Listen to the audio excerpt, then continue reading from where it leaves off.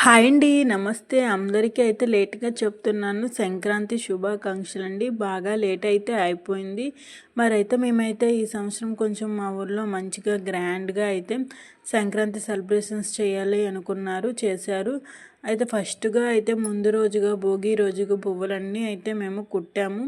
ఈ విధంగా పువ్వులన్నీ పెద్ద పెద్ద దండలు కట్టాము. అలాగే ఇందులోన పసుపు కలర్ పువ్వులు కూడా కట్టాము. ఇవైతే చాలా అందంగా ఉన్నాయి.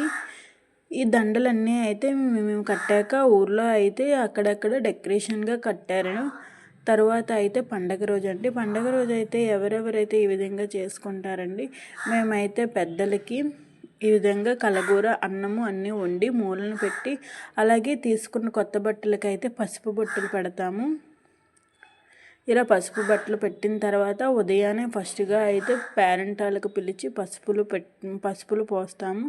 పసుపులు పోసి అవన్నీ అయ్యాక మేమైతే భోజనం చేస్తాము. అలాగే భోజనం చేసిన తర్వాత ఆకులు ఉంటాయి కదా, ఆ ఆకులు అలాగే ఒక పేరెంటాలకనేసి ఒక ఆకు ఉంటుంది కదా, అదేవిధంగా ఆ ఆకుతో భోజనం కూడా తీసుకెళ్ళి పవిత్రంగా తీసుకెళ్ళి అది చెరువులో అయితే మేమైతే కలుపుకుంటాము.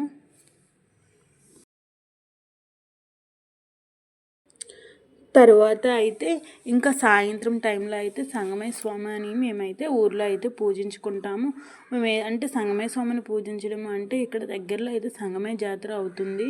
అందుకోసమే సాయంత్రం రోడ్డు పైన ముగ్గులన్నీ వేస్తాం కదా, అలాగే దానికి ఒక హాఫ్ అండి గుమ్మడి పండు ముగ్గు వేసి దీపం పెట్టి, అమ్మ వాళ్ళ ఇంటి దగ్గర అయితే శనగలు ఖర్జూరం అయితే సంగమయ్య స్వామి కోవిల దగ్గర ఉంటుంది కాబట్టి అక్కడ తెచ్చిన ప్రసాదం పెడతారు. ఇక్కడైతే చాలా దూరం కాబట్టి ఈ విధంగా అయితే చేస్తారు.